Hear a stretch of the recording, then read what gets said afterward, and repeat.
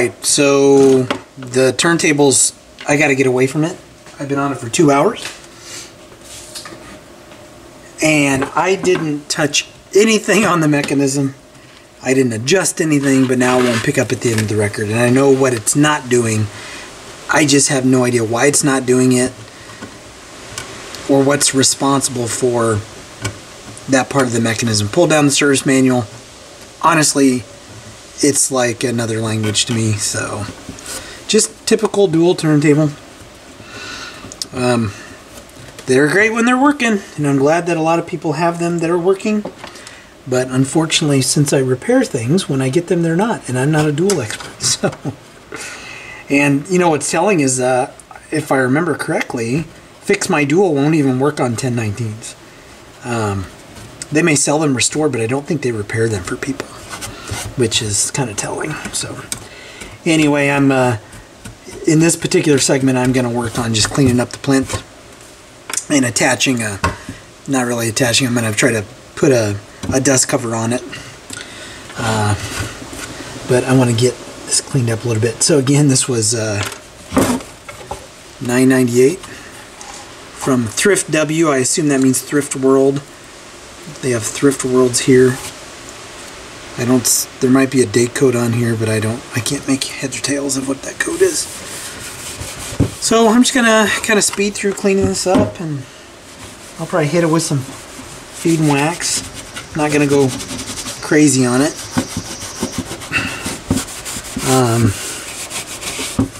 Sorry, but the turntable works fine. Auto start works. It's just auto stop. It goes to the end of the record and it won't pick up. It won't. There's a little lever, and I saw what the lever was called. I don't recall off the top of my head, but basically, whatever's responsible for moving that lever into position so another lever can hit it is not doing it, and it's not in any way related to what I was doing, at least that I could see when I serviced the bearings in the spindle. So I get some goof off for that. So anyway, I'm gonna clean this up and kind of let you know what the next steps are going to be with this. So I will do that and come back. Alright, so I haven't done anything to the plinth other than clean some of the goo off of it. So I gotta get some more goo off of it here. But what I want to do, and I'm going to hit that with a little bit of alcohol because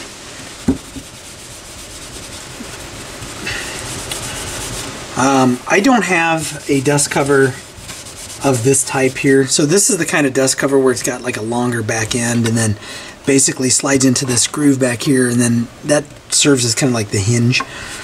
But I do have a dual dust cover. Not in the best of shape, but I do have a dual dust cover that will at least work on this. And customers don't like to buy turntables without dust covers. So what I'm going to do is, and I've done this a couple of times on other turntables and people haven't really minded too much.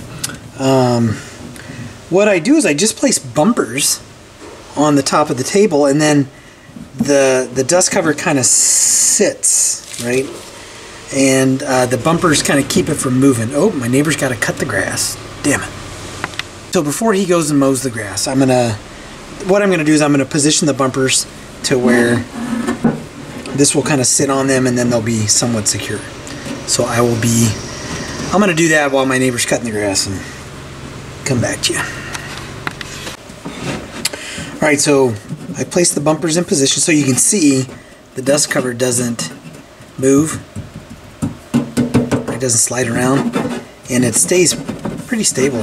You can't hinge, right? But you know, you can remove the dust cover, play a record, and then when you go to put it back on, it's relatively secure.